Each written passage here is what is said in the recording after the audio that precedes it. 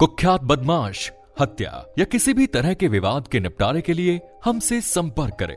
Facebook पर यह post जिस व्यक्ति ने डाली थी वो व्यक्ति अक्सर हथियारों के साथ अपनी तस्वीरें शेयर किया करता था। ये कोई और नहीं दुर्लभ कश्यप था। जिस तरीके से इसने बाकायदा विज्ञापन देकर अपने अपराध के मंसूबे को जाहिर किया, उसे पढ़कर बड़े बड़े अपराधी भी हैरान थे, क्योंकि इस तरीके से फेसबुक के जरिए अपने कस्टमर्स जुटाने का काम तो उन्होंने भी आज तक नहीं किया। तो देखते ही देखते ये फेसबुक पोस्ट वायरल हो जाती है। जिले और राज्य की सीमाओं को पार करते करते देश भर में देखी जाने लगती है।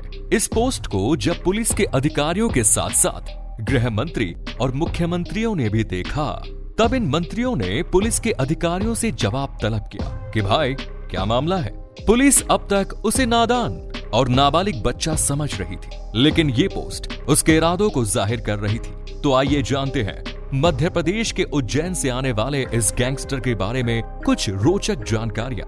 बने रहिए हमारे साथ इस वीडियो के बिल्कुल आखिर तक। इस तरह की फेसबुक पोस्ट आने के बाद 24 घंटे के भीतर दुर्लभ कश्यप को कम से कम 2 लाख बार सर्च किया गया, यह देखने के लिए कि आखिर वो कौन व्यक्ति है जो इस तरह की पोस्ट कर रहा है। YouTube और Facebook पर दुर्लभ कश्यप के नाम से जो भी वीडियो बनते हैं उसे अब तक लगभग 50 करोड़ लोग देख चुके हैं। इस तरह का विज्ञापन सामने आने से लोगों के मन में एक तरीके का कौतूहल पैदा हुआ कि आखिर ये कौन व्यक्ति है जो बाकायदा ऐसा विज्ञापन दे रहा है, क्योंकि इस तरीके का विज्ञापन देकर अपराध के लिए लोगों को प्रेरित करना न केवल कानून के खिलाफ है, बल्कि ये एक दुस्साहस भरा काम है।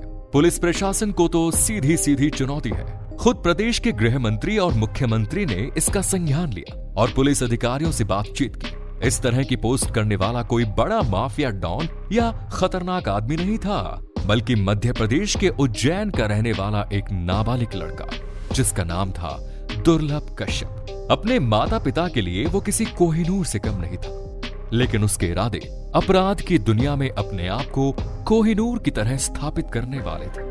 लेकिन जिंदगी में आप किसी भी फील्ड में काम करो, जोश के साथ होश का होना बहुत जरूरी है। चढ़ती जवानी में जब जोश उबाल मारने लगता है, तब होश पिछले दरवाजे से निकल जाता है, और दुर्लभ कश्यप के साथ भी कुछ ऐसा ही हुआ। उस समय उज्जैन में पुलिस सुपरिटेंडेंट के तौर पर सचिन अतुलकर तैनात थे, और वो एक बार जेल में चेकिंग के लिए गए। उन्होंने वहां कुछ लड़कों को लाइन में खड़ा हुआ देखा। उनमें से एक लड़के के पास वो गए और उससे पूछा कि दुर्लभ कश्यप तुम हो? तो उसने हाँ में जवाब दिया। तब एसपी साहब ने उससे कहा कि तुम जेल में हो, इसीलिए ठीक हो, बाहर होते तो तुम्हारा जिंदा रहना मुश्किल था, क्योंकि तुमने बड़ी छोटी सी उम्र में बहुत सारे दुश्मन पाल लिए हैं। मध्य प्रदेश के उज्जैन का रहने वाला दुर्लभ कश्यप एक सक्सेसफुल बिजनेसमैन का बेटा था, और उसकी माँ एक टीचर थी। वो अपने माता पिता की इकलौती संतान था, इसीलिए माँ बाप भी उसे प्यार से कोहिनूर बुलाते थे। दुर्लभ कश्यप सामान्य बच्चों की तरह स्कूल में पढ़ाई करता था। एक दिन स्कूल में उसके एक दोस्त को स्कूल का ही एक सीनियर पीटने लगा। दुर्लभ उसके पास गया और उससे रिक्वेस्ट करता है कि भाई मेरे दोस्त को मत पीटो, वरना अच्छा नहीं होगा। इस बात पर सीनियर ने भी अकड़ दिखाते हुए कहा, तुम मेरा क्या कर लेगा? दुर्लभ कश्यप ने एक जोरदार तमाचा अपने सीनियर के गाल पर जमा दिया। इस एक तमाचे की गूंज पूरे स्कूल में फैली, और अब दोस्तों के बीच दुर्लभ कश्यप एक ऐसे कैरेक्टर के रूप में पहचान बन गया जो दूसरों की मदद करता है। लेकिन ये तो बस शुरुआत थी। इसके बाद दुर्लभ ने कभी जीवन में पीछे मुड़कर नहीं देखा। वो पढ़ाई लिखाई में काफी होशियार था, समझदार था, लेकिन इस तरह के इंसिडेंट की वजह से वो दोस्तों के झगड़े समझाते समझाते कब गुंडागर्दी के रास्ते पर चल दिया, उसे खुद एहसास नहीं हुआ। उसे तो अपनी पावर का चस्का लग चुका था। आगे चलकर उसे हथियारों का चस्का लगा। उसने अपने लुक को भी चेंज किया। माथे पर बड़ा सा टीका, आंखों में काजल, कभी दाढ़ी बढ़ी हुई तो कभी बाल बढ़े हुए, काले कुर्ते के ऊपर गमछा और गले में बड़ी बड़ी माला पहने हुए वो सोशल मीडिया पर जब भी अपनी पोस्ट डालता था तो उसे देखने वालों के दिल खिल जाते थे और लोग उसे फॉलो करने लगते थे। इनमें ज्यादातर लोग नौजवान और नाबालिग होते। इसके बाद दुर्लभ कश्यप छोटी मोटी बदमाशियां करने लगा। किसी की गाड़ी का शीशा तोड़ना हो, किसी को मारना पीटना हो, इस काम के लिए वो हमेशा हाजिर हो जाता। हालांकि इसके माता पिता इसे बहुत समझाते कि इस तरह की हरकतों से बेटा दूर रहो, ये ठीक नहीं है। लेकिन इसे तो यही रास्ता अच्छा लगने लगा। आगे चलकर दुर्लभ कश्यप के माता पिता खुद ही अलग होकर रहने लगे। पिताजी इंदौर में रहते थे तो माँ उज्जैन में रहकर टीचिंग करती थी। धीरे धीरे दुर्लभ कश्यप का गैंग बढ़ता जा रहा था और उसके हौसले भी बुलंद होते जा रहे थे। इसी बुलंद होते हौसलों में उसने फेसबुक पर एक पोस्ट लिखी, कैसा भी अपराध हो, विवाद हो, किसी की हत्या करनी हो तो हमसे संपर्क करें। इसके बाद राजनीतिक गलियारों के साथ साथ शासन प्रशासन में भी हड़कंप मच गया। उस समय उज्जैन के एसपी सचिन अतुलकर थे।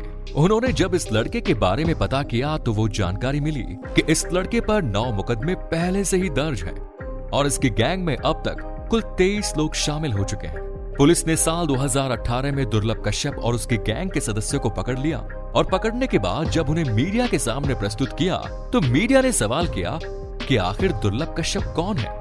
तब एसपी साहब ने कहा कि आप खुद ही पूछ लीजिए। इसके बाद दुर्लभ कश्यप ने जिस अंदाज में अपना हाथ उठाकर अपना परिचय दिया, उसने सबका ध्यान अपनी तरफ खींचा। एक कम उम्र का नाबालिग लड़का बिना किसी डर के पुलिस वालों के बीच खड़ा होकर अपना एक हाथ उठाता है और कहता है, मैं हूं दुर्लभ कश्यप। इस समय तक इसने इतने दुश्मन बना लिए थे कि लोग इसकी जान के पीछे पड़ गए थे। जेल जाने के बाद जब सचिन अतुलकर की मुलाकात इससे हुई तो उन्होंने इसे समझाया कि तुम जेल से बाहर मत निकलना वरना मारे जाओगे। दुर्लभ ने अपनी बेल कैंसिल करा ली, लेकिन इसके बाद कोरोना का समय आ गया और कानूनी तौर पर जेल से मुजरिमों को छोड़ा जाने लगा। छोटी मोटी धाराओं में जेल के भीतर रहने वाले आरोपियों को रिहा कर दिया गया ताकि उन्हें कोरोना ना हो। दुर्लभ कश्यप जेल से छूटकर अपने पिता के पास इंदौर पहुंच जाता है और कुछ दिन वहां रहने के बाद वो वहां से उज्जैन अपनी मां के पास आ जाता है। ये घटना 6 से 7 सितंबर रात की है। साल 2020 में अपनी मां के पास था। मां दुर्लभ के पसंदीदा व्यंजन बनाती थी, लेकिन उन्हें खाने से पहले मां बेटे आपस में बातचीत कर रहे थे और इसी दौरान बाहर से दुर्लभ के दोस्त उसे बुलाने के लिए आ गए। वो मां से कहता है कि मैं सब आकर खा लूंगा और उनके साथ चला जाता है। हालांकि मां उसकी इस आदत से परिचित थी कि वो पहले भी इसी तरीके से अपने दोस्तों के साथ निकल जाता था। उनके साथ बैठकर खाना पीना नशा करना उसकी आदत में शामिल हो चुका था। दुर्लभ अपने 4 दोस्तों के साथ उस रात से घर निकल गया। ये घटना रात के 11 बजे की थी जब दुर्लभ अपने 4 दोस्तों के साथ उज्जैन के रफीकगंज में हार फूल वाली गली में मौजूद एक चाय की दुकान में पहुंचता है। अमर भूरा खुर्मजारी वाला की चाय की दुकान रात भर चलती थी। दुर्लभ अपने 4 साथियों के साथ एक तरफ बेंच पर बैठा चाय का इंतजार कर रहा था। तभी वहां पर शाहनवाज, इरफान, शादाब, राजा, रमीज के साथ कुल 10 से 12 लोग आते हैं। दोनों ग्रुप आमने सामने बैठे थे और दुर्लभ की आंखों ही आंखों में शाहनवाज के साथ तकरार चल रही थी। तभी शाहनवाज उससे कहता है कि ये मेरा इलाका है। इसके जवाब में दुर्लभ ने कुछ ऐसा जवाब दिया जिसे लेकर शाहनवाज को भी मिर्ची लग गई। दरअसल दुर्लभ ने कहा कि मैंने फिल्मों में सुना था कि इलाका कुत्तों का होता है, आज देख भी लिया कि मैं कुत्तों के इलाके में हूं। ये बातचीत मारपीट तक पहुंच जाती है और मारपीट जान लेने देने की सिचुएशन में बदल जाती है। दुर्लभ कश्यप अपने दोस्तों से कहता है कि तुम लोग भाग जाओ, मैं इन सब से अकेले ही निपट लूंगा। इसके बाद वो अपने जेब से पिस्टल निकालता है और सीधा शाहनवाज पर फायर कर देता है। गोली सीने में लगती है, वो घायल होकर नीचे गिर जाता है। इसके बाद दुर्लभ बिल्कुल अकेला था और शाहनवाज के बाकी साथी उसके ऊपर चाकू लेकर टूट पड़ते हैं। दुर्लभ कश्यप के शरीर पर 34 घाव लगते हैं। बताया जाता है कि उस समय चाय की दुकान वाला अमर उर्फ भूरा भी शाहनवाज और उसके साथियों से कह रहा था कि इसे मार दो, अगर ये बच गया तो हम में से किसी को भी नहीं छोड़ेगा। इसके बाद पुलिस कुल 9 आरोपियों को अरेस्ट करती है और उन्हें जेल भेज देती है। दुर्लभ के मरने के बाद भी उसका डर उसके दुश्मनों में इतना रहता है कि वो उस रास्ते से ही नहीं गुजरते जहां दुर्लभ के चाहने वाले मौजूद हों। दुर्लभ की मौत के बाद उसकी मां भी अब इस दुनिया में नहीं है। दुर्लभ कश्यप सोशल मीडिया पर आज भी जिंदा है। आप इस वीडियो पर क्या कहना चाहते हैं कमेंट बॉक्स में जरूर कहें। धन्यवाद।